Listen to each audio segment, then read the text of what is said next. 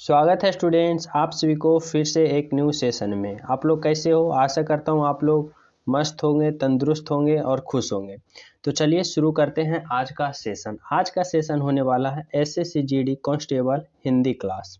सभी प्रश्न आज का सेशन में मोस्ट इम्पोर्टेंट एंड सेलेक्टेड प्रश्न लिया गया, प्रीवियस ईयर प्रश्न भी लिया गया। जो न्यू स्टूडेंट हो उनको बता दूं कि हमारे इस चैनल पे एसएससी का सभी एग्जाम का प्रिपरेशन होता है। अभी वर्तमान में जीडी कांस्टेबल का प्रिपरेशन करवाया जा रहा है। तो आप लोग हमारे इस चैनल पे न्यू हो तो इस चैनल से ज्वाइन हो जाइए और बेल आइकन भी दबा दीजिए। और सभी स्टूडेंट जल्दी जल्दी से वीडियो को लाइक कर दें। तो चलिए शुरू करते हैं। पहला प्रश्न आप सभी के लिए है। निर्देशक आप सभी से दिया गया है। दिए गए प्रश्न के 4 विकल्पों में से उस विकल्प का चयन करें जो मुहावरे का अर्थ व्यक्त करता हो। मुहावरे का अर्थ व्यक्त करता हो जो आप सभी को बताना होगा। प्रश्न है हुक्का पानी बंद करना। हुक्का पानी बंद करना का मुहावरे का अर्थ क्या होगा? जाति से निकालना, चकित करना, पानी पीना या डर जाना। तो हुक्का पानी बंद करना का सही मुहावरे का अर्थ क्या होगा? तो इसका राइट आंसर क्या होगा? राइट आंसर होगा जाति से निकालना, ऑप्शन नंबर ए। हुक्का पानी बंद करना मतलब जाति से निकाल देना, option number A is the right answer. अगला प्रश्न है दिए गए वाक्य के किस भाग में त्रुटि है? आप सभी को बताना होगा किस भाग में त्रुटि है। प्रश्न है वह एक आवश्यकीय कार्य से बाहर गया है। वह एक आवश्यकीय कार्य से बाहर गया है। तो वह एक से बाहर गया है आवश्यकीय कार्य से। तो आप सभी को प्रश्न इस ऐसे प्रश्न को क्या करना है? पढ़ना है। क्या पढ़ना है? प्रश्न को वह एक आवश्यकीय कार्य से बाहर गया। आवश्यक कार्य होता है कि आवश्यकीय कार्य होगा? यहाँ पे क्या होगा? आवश्यक कार्य से बाहर गया है, ना कि आवश्यकीय। यहाँ जो की उठाया गया है दीर्घ ये यहाँ पर इरर है। आवश्यकीय नहीं होगा बल्कि क्या होगा? आवश्यक कार्य से बाहर गया है। तो इस प्रश्न में किस भाग में इरर है? तो ऑप्शन नंबर डी में इरर है। क्या इरर है? जो कि आवश्यकीय है ये नहीं होना चाहिए बल्कि होना चाहिए कि वह एक आवश्यक कार्य से बाहर गया है। ऑप्शन नंबर क्या होगा? डी इसका बिल्कुल राइट आंसर। अगला प्रश्न है यहाँ पे पहला नंबर प्लस प्रश्न में आप लोग जानते होंगे हुक्का पानी बंद करना। यहाँ पे हुक्का पानी का राइट आंसर तो बता दिए, जाति से निकालना। हुक्का पानी जो हुक्का पीता है, और जाति से निकालना। जाति से मतलब कुछ स्टूडेंट नहीं समझ रहे होंगे जाति से, तो मैं बता दूं जाति से उसे निकालते हैं जैसे आप लोग जानते होंगे ओबीसी, एससी या एसटी, इसी को हम जाति कहते हैं। तो मतलब जाति से निकाल देना उसी को हम कहते हैं हुक्का पानी बंद कर देना। समझ गए? चलिए अगला प्रश्न था विद्युत का पर्यायवाची शब्द बताना है। क्या विद्युत का पर्यायवाची शब्द क्या होता है? तरीनी, आपगा, चपला या वनिता। तो विद्युत का पर्यायवाची क्या होगा? तो इसका राइट आंसर क्या होगा? राइट आंसर होगा विद्युत का पर्यायवाची ऑप्शन नंबर सी, चपला। क्या विद्युत का पर्यायवाची क्या होता है? चपला, चंचला। क्या होता है? चपला, चंचला, ये सब किसका पर्यायवाची है? तो विद्युत का पर्यायवाची क्या? ऑप्शन नंबर सी इसका बिल्कुल राइट आंसर। अगला प्रश्न है 3 वर्ष में होने वाली रेखांकित वाक्यों के लिए एक शब्द का चयन कीजिए। आप सभी को बताना होगा जो प्रश्न है अंडरलाइन है, इसके जगह सही एक शब्द क्या होगा? क्या है प्रश्न? 3 वर्षों में होने वाली को हम क्या कहते हैं? मासिक, त्रैवार्षिक, वार्षिक, अर्धवार्षिक। तो 3 महीना में होने वाले को हम क्या कहते हैं? तो इसका राइट आंसर क्या होगा? त्रैवार्षिक। त्रैवार्षिक हम किसे कहते हैं? जो 3 महीना में होता है, ऑप्शन नंबर बी। अगर मासिक पूछ दे तो 1 माह, 1 माह में होने वाले को हम क्या कहते हैं? मासिक। त्रैवार्षिक जो 3 महीना में होते हैं ये तो जान गए। 3 वर्षों में, क्या सॉरी 3 वर्षों में, 3 वर्षों में होने वाले को हम क्या कहते हैं? त्रैवार्षिक। 1 महीना में होने वाले को एक मासिक। और वार्षिक किसे कहते हैं? 1 वर्ष में होने वाला। क्या? 1 वर्ष में होने वाले को वार्षिक कहते हैं। और अर्धवार्षिक किसे कहते हैं? जो आधा वर्ष हो, आधा वर्ष हो या फिर 6 माह हो, या 6 माह हो, आधा वर्ष हो या 6 माह, उसे क्या कहते हैं? अर्धवार्षिक। तो इस प्रश्न का राइट आंसर क्या होगा? त्रैवार्षिक। 3 वर्ष में होने वाले को त्रैवार्षिक कहते हैं। Option number B is the right answer. अगला प्रश्न है कौन सा विलोम युग्म सुमेलित नहीं है? सुमेलित नहीं है मतलब कौन सा जो दिया गया ऑप्शन विलोम शब्द बोले तो उल्टा शब्द का सही सुमेलित नहीं करता है। तो चलिए देखते हैं। जय, जय का क्या होता है? जय का पराजय, ये सही है बिल्कुल। अनुराग का विराग, ये भी सही है। भूगोल का खगोल, ये भी सही है। पर शुभ का क्या होगा? अनिष्ट होगा। शुभ का विलोम अशुभ होगा। तो इसका राइट आंसर क्या होगा? ऑप्शन नंबर सी, जो कि सही विलोम सुमेलित नहीं है। तो राइट आंसर कौन होगा? Option number C. तो इसका सही विलोम क्या होगा? शुभ का अशुभ होगा, ना कि अनिष्ट। तो इसका राइट आंसर समझ गए, ऑप्शन नंबर सी। अगला प्रश्न है, यहाँ पे अगला प्रश्न आप सभी को दिया गया है। दिए गए वाक्य में वह भाग ज्ञात करें जिसमें कोई त्रुटि है। अगर त्रुटि नहीं है तो फिर नहीं चुने। ऐसे प्रश्न में आप सभी को बताना है कि किस भाग में त्रुटि है। प्रश्न है, गले को पराधीनता की बेड़ियां पड़ी रही है। गले को पराधीनता की बेड़ियां पड़ी रही है। तो आप सभी को बताना होगा किस भाग में एरर है। तो प्रश्न, ऐसे प्रश्न को 2 बार पढ़ना, नहीं समझ में आए तो 3 बार पढ़ना, पर जरूर करना, क्योंकि ऐसे प्रश्न बहुत ही सिंपल होते हैं। क्या है? गले को पराधीनता की बेड़ियां पड़ी रही। तो यहाँ आप सभी को पता होगा कि पराधीनता की बेड़ियां कहाँ पड़ा रहता है? गले में या गले को। तो यहाँ पे आप लोग को पता चल गया होगा कि को के जगह क्या होगा? में होगा। बल्कि गले को पराधीनता की बेड़ियां पड़ी रही नहीं, बल्कि क्या होगा? गले में पराधीनता की बेड़ियां पड़ी रही। तो सही यहाँ पे किस भाग में त्रुटि है? तो भाग 1 में त्रुटि, ऑप्शन नंबर सी, जो कि भाग 1 में त्रुटि है। पर क्या त्रुटि है? त्रुटि यही है कि को के जगह में होगा। समझ गए? गले में पराधीनता की बेड़ियां पड़ी रही। Option number C is the right answer. अगला प्रश्न है, आप सभी को बताना होगा मुमुक्ष रेखांकित शब्द के लिए वाक्यांश का चयन करें। आप सभी को दिया गया है मुमुक्ष, इसके जगह सही ऑप्शन क्या होगा? जो सुंदर हो, जो मोक्ष चाहता हो, जो बहुत ही भूखा हो, जो चक्र धारण करता हो। तो आप सभी को बताना होगा मुमुक्ष हम किसे कहते हैं? तो मुमुक्ष हम उसे कहते हैं कि जो मोक्ष चाहता हो, जो मोक्ष चाहता हो। क्या? मुमुक्ष हम उसे कहते हैं जो मोक्ष चाहता हो। मोक्ष को जो हिंदी वाले स्टूडेंट कुछ नहीं समझते, तो मरने के बाद जो मोक्ष की प्राप्ति होता है उसी को मोक्ष कहते हैं। तो मुमुक्ष उसी को कहते हैं जो मोक्ष चाहता हो, मतलब मरने के बाद मोक्ष चाहता हो। तो ऑप्शन नंबर क्या होगा? इसका बी इज द बिल्कुल राइट आंसर। अगला प्रश्न यहाँ पे दिया गया है आप सभी के लिए। आप सभी को क्या बताना है? यहाँ पे यह पूछा गया मुहावरे का अर्थ। क्या? मुहावरे का अर्थ एक काम से दोहरा लाभ प्राप्त करना। एक काम से दोहरा लाभ प्राप्त करना का मुहावरे का अर्थ आप सभी को बताना होगा क्या होगा? एक पर एक होना, एक तरकस के तीर होना, या एक देले से 2 चिड़ियां मारना, ढेले होगा, एक थैली के चट्टे बट्टे होना। तो आप सभी को किसका मुहावरे का अर्थ बताना है? एक काम से दोहरा लाभ प्राप्त होना, मतलब एक काम करना लेकिन लाभ कितना प्राप्त होना? 2 गो। तो इसका राइट आंसर क्या होगा? राइट आंसर होगा एक ढेले से 2 चिड़ियां मारना। यहाँ पे ढेले हैं, समझ जाइएगा, ढेले। एक ढेले से 2 चिड़ियां मारना, मतलब एक काम से 2 लाभ प्राप्त करना। आप एक ढेले चलाया, यहाँ पे 2 चिड़ियां इसको भी शूट कर दिए और यहाँ एक चिड़िया इसको भी शूट कर दिए।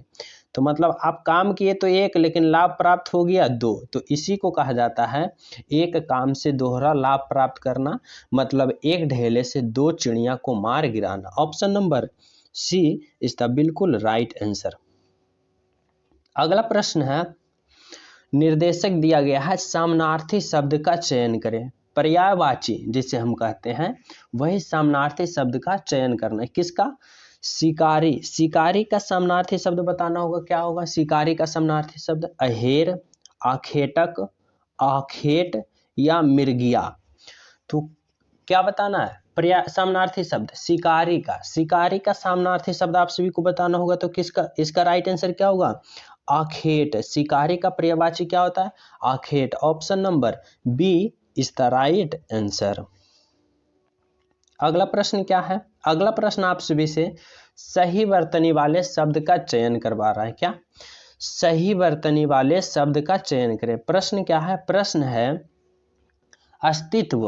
अस्तित्व का आप सभी को सही वर्तनी बताना होगा। इस प्रकार से लिखाएगा, या इस प्रकार, या इस प्रकार, या इस प्रकार। तो चलिए अस्तित्व का सही वर्तनी लिखते हैं और आप सभी को समझाते हैं। सबसे पहले क्या होगा? आ होगा, फिर आधा डंट सा होगा, फिर हर से ही उड़ा देना है, फिर ता होगा, फिर आधा ता होगा, और फिर वाह होगा। या रा ला वाला बा, ना कि पा फा वाला बा। पा फा वाला बा या होता है, और या रा ला वाला बा या होता है। समझ गए? तो अस्तित्व कैसे लिखाएगा? अ, फिर आधा डंड सा, हर से उड़ा देना है, फिर पूरा ता देना है, फिर आधा ता, फिर पूरा वाह। तो अस्तित्व इस प्रकार से लिखोगे तो इसका राइट आंसर क्या होगा? राइट आंसर होगा ऑप्शन नंबर सी, अस्तित्व। अस्तित्व option number C is the बिल्कुल राइट आंसर। समझ गए? अगला प्रश्न है, अगला प्रश्न आप सभी को सही वर्तनी बताना है। किसका? कृपया। कृपया का आप सभी को सही वर्तनी बताना है। इससे पहले जो चैनल पे न्यू स्टूडेंट हो, इस सीरीज से ज्वाइन हो जाओ, चैनल को सब्सक्राइब कर दीजिए और बेल आइकन भी दबा दीजिए, क्योंकि ये जो सीरीज चलाया जा रहा है आप सभी के एग्जाम में बहुत ही ज़्यादा हेल्पफुल साबित होने वाला है। तो आप लोग हमारे इस सीरीज से ज्वाइन हो जाएं। आप सभी को एग्जाम की तैयारी अपर लेवल तक की करवाई जाएगी, जो कि आप सभी को 20/20 प्रश्न बिल्कुल सही करवाने की तैयारी करवाई जाएगी। तो आप लोग इस सीरीज से जरूर ज्वाइन हो जाएं। तो चलिए चलते हैं प्रश्न की ओर। प्रश्न है कृपया। कृपया को आप सभी को क्या बताना है? सही वर्तनी बताना होगा। तो चलिए देखते हैं कृपया किस प्रकार से लिखा जाता है। कृपया, कृपया आप सभी को इस प्रकार से लिखाएगा, क कामेरा, फिर पूरा पा, या फिर या अकार या। कृपया, यहाँ पे माफ कीजिएगा, ऑप्शन नंबर बी क्या होगा? ऑप्शन नंबर बी कृपया। यहाँ पे आधा व नहीं देना है बल्कि पूरा पा देना है, क कामेरा, पूरा पा, या अकार या। कृपया option number B is the बिल्कुल राइट आंसर। समझ गए? चलिए अगला प्रश्न है, पूछ रहा है निर्देशक दिए गए शब्द के लिए एक शब्द का चयन करें। एक शब्द का चयन करना है। क्या है प्रश्न? भक्ति पर कृपया और प्रेम रखने वाला। भक्ति पर कृपया और प्रेम रखने वाले को एक शब्द का चयन करना है। क्या होगा? प्रार्थी, भक्त, भक्तवाच्य, या फिर राष्ट्र प्रेमी। तो भक्तों पर कृपया और प्रेम रखने वाला को हम क्या कहते हैं? तो इसका राइट आंसर क्या होगा? राइट आंसर होगा ऑप्शन नंबर क्या? ऑप्शन नंबर भक्त, भक्त वत्सलय। क्या? भक्तों पर कृपया और प्रेम, कृपया और प्रेम रखने वाले को ना प्रार्थी कहते हैं, ना भक्ति कहते हैं, ना राष्ट्र प्रेमी। हम उसे क्या कहते हैं? भक्त वर्तस्य, भक्त वत्सलय। ऑप्शन नंबर सी समझ लीजिएगा, मोस्ट इंपोर्टेंट प्रश्न, भक्त वत्सलय, जो कि भक्तों पर कृपया और प्रेम दोनों रखता हो। समझ गए? अगला प्रश्न है, रिक्त स्थान को भरें। आप सभी को रिक्त स्थान भरना है। क्या है प्रश्न? प्रश्न है, उसने अपने विवाह के खाली स्थान में पार्टी दी। तो उसने अपने विवाह के किस चीज में पार्टी दी? अवसर में पार्टी दी, या विवाह के लिए में पार्टी दी, या विवाह के उपलक्ष्य में पार्टी दी, या विवाह के समय में पार्टी दी। तो यहाँ पे सही ऑप्शन का चयन करना होगा। क्या होगा? उसने अपने विवाह के उपलक्ष्य पर पार्टी, उपलक्ष्य में पार्टी दी। यहाँ पे क्या होगा? उपलक्ष्य भरा हो गया। उसने अपने विवाह के उपलक्ष्य में पार्टी दी। ऑप्शन नंबर क्या होगा? सी इज द बिल्कुल right answer. Option number C. अगला प्रश्न क्या है? अगला प्रश्न है, अब भारत में भी गगनचुंबी खाली स्थान का निर्माण होने लगा है। क्या? गगनचुंबी भवनों या फिर भावन का निर्माण होने लगा है। तो अब भारत में गगनचुंबी किसका निर्माण होने लगा है? भुवनों की भावा की या भवनों की या भावन की? तो अब भारत में भी गगनचुंबी क्या भवनों का निर्माण होने लगा है। तो राइट आंसर क्या होगा? Option number C. अब भारत में गगनचुंबी भवनों का निर्माण होने लगा है। Option number C is the बिल्कुल राइट आंसर। ना कि आप लोग भुवनों लगाइएगा, भुवनों गलत होगा। क्या होगा सही ऑप्शन? भवनों। Option number C. अगला प्रश्न आप सभी के लिए है। प्रश्न है, निर्देशक दिया गया है, रेखांकित खंड को प्रतिस्थापित करने के लिए सबसे उपयुक्त विकल्प का चयन करना है। प्रश्न है, उसकी अदूरदर्शिता के कारण परिवार पर लाखों के कर्ज हो गया। तो यहाँ पे आप सभी को बताना है, परिवार पर लाखों के कर्ज हो गया के जगह सही ऑप्शन क्या होगा? परिवार पर लाखों के कर्ज हो गए, परिवार पर लाखों का कर्ज हो गया, या फिर परिवार पर लाखों के कर्ज हो गया, या फिर किसी बदलाव की आवश्यकता नहीं है। तो यहाँ पे सही ऑप्शन क्या होगा? यहाँ पे होगा कि उसकी अदूरदर्शिता के कारण परिवार पर क्या होगा? परिवार पर लाखों का कर्ज हो गया। ना कि यहाँ पे क्या है, परिवारों नहीं होगा, या फिर यहाँ पर कर्ज हो गए भी नहीं होगा। यहाँ परिवार है तो परिवारों भी नहीं होगा। तो यहाँ पे क्या होगा? परिवार पर लाखों का कर्ज हो गया। ऑप्शन नंबर क्या होगा? Option number B is the बिल्कुल राइट आंसर। ना अब यहाँ पे क्या है? के, तो यहाँ पे के भी नहीं होगा। लाखों के कर्ज हो गया नहीं, लाखों का कर्ज हो गया। बिल्कुल सही ऑप्शन कौन है? ऑप्शन नंबर बी बिल्कुल सही है कि उसकी अदूरदर्शिता के कारण परिवार पर लाखों का कर्ज हो गया। समझ गए? Option number B. अगला प्रश्न क्या है? अगला प्रश्न आप सभी के लिए पैसेज है। देख सकते हो पिछले एग्जाम का ये पैसेज है, पिछले एग्जाम का पेपर प्रश्न है जो कि पैसेज है। आप सभी जो स्टूडेंट कंफ्यूज होते हैं कि हमें पैसेज बहुत हार्ड लगता है, सोल्व नहीं होता है, उनके लिए बता दूं 1 2 3 लाइन का पैसेज है। समझ रहे हैं? 3 लाइन का पैसेज कौन स्टूडेंट कर सकता है? जो कि 5 और 6 का स्टूडेंट है वो राइट कर देगा। तो आप लोग क्यों नहीं करोगे? चलो तो सबसे पहले किस प्रकार से करना है जो बताते हैं। किस प्रकार से करना है? पहले पैसेज को पढ़ना, उसके बाद सोल्व करना है। प्रश्न है, पैसेज है, सड़क के खाली स्थान है, गंदे पानी गली गली में खाली स्थान बराबर खाली स्थान दी जा रही है, सड़क को खाली स्थान रखें, फटी खुले चीजें मत खाओ पर खाली स्थान सुनता है। तो ये पैसेज हमें किसके बारे में बता रहा है? ये पैसेज हमें जो कि हमारे गांव की जो सड़कें, शहर की सड़कें होते हैं, उनकी गंदगी के बारे में ये पैसेज बता रहा है। तो उसी के अनुसार हमें क्या करना है? सही करना है। तो चलिए देखते हैं। प्रश्न है, सड़क के खाली स्थान है, सड़कें कैसी है? सुथरे हैं, साफ है, गंदे है या चौड़ी है? तो यहाँ पे हमें गंदगी के बारे में बता रहा है, तो यहाँ पे क्या भरोगे? गंदी। यहाँ पे क्या भरोगे? सड़कें गंदी है, गंदा पानी गली गली में खाली स्थान क्या हो रहा है? गली गली में बह रही है, गिर रही है, मच रही है या फिर फैल रही है? तो यहाँ पे क्या लिखोगे? यहाँ पे लिखोगे कि गली गली में गंदे पानी फैल रहा है, ना कि बह रही है। यहाँ पे क्या भरोगे? गंदा पानी गली गली में क्या हो रहा है? फैल रहा है। बराबर खाली स्थान दी जा रही है।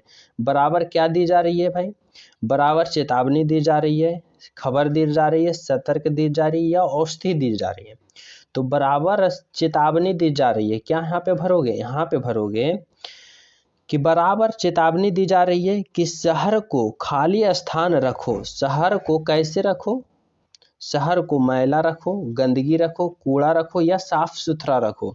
तो शहर को कैसा रखो, साफ सुथरा रखो। तो ऑप्शन नंबर यहाँ पे क्या भरोगे, ऑप्शन नंबर यहाँ पे भरोगे कि शहर को साफ सुथरा रखो, फटी खुली चीजों मत खाओ, पर खाली स्थान सुनता है। पर यहाँ पे क्या होगा, किसने सुनता है, वह सुनता है, यह सुनता है, या कौन सुनता है। तो यहाँ पे क्या भरोगे, यहाँ पे भरोगे कि कौन सुनता है, मतलब कि कोई नहीं सुनता। यहाँ पर लिखो क्या भरोगे, पर कौन सुनता है। समझ गए। चलिए फिर से एक बार देखते हैं। सड़क कैसी है, सड़क गंदी है। गंदा पानी गली गली में क्या हो रहा है, फैल रहा है। बराबर चेतावनी दी जा रही है कि शहर को कैसी रखो, साफ सुथरा रखो, फटी खुली चीजों मत खाओ, पर कौन सुनता है। तो कितना इजी वे से आप लोग यहाँ 5 प्रश्न सोल्व कर लिए और 10 नंबर बिल्कुल यहाँ से राइट उठा लोगे। तो आप सभी को घबराना नहीं है, अभी आप सभी के पास टाइम है। हमारे इस सीरीज से आप लोग ज्वाइन हो जाओ, चैनल सब्सक्राइब करके बेल आइकन दबा दो और टेलीग्राम का लिंक डिस्क्रिप्शन में, वहाँ भी ज्वाइन हो जाओ। आप सभी को 20/20 प्रश्न को सही कराने की ये सीरीज गारंटी देता है। तो आप लोग हमारे इस सीरीज से ज्वाइन हो जाओ, आप सभी की तैयारी अपर लेवल तक होगा। मिलते हैं इस सीरीज का नेक्स्ट वीडियो में। सभी स्टूडेंट को जब तक जय हिंद।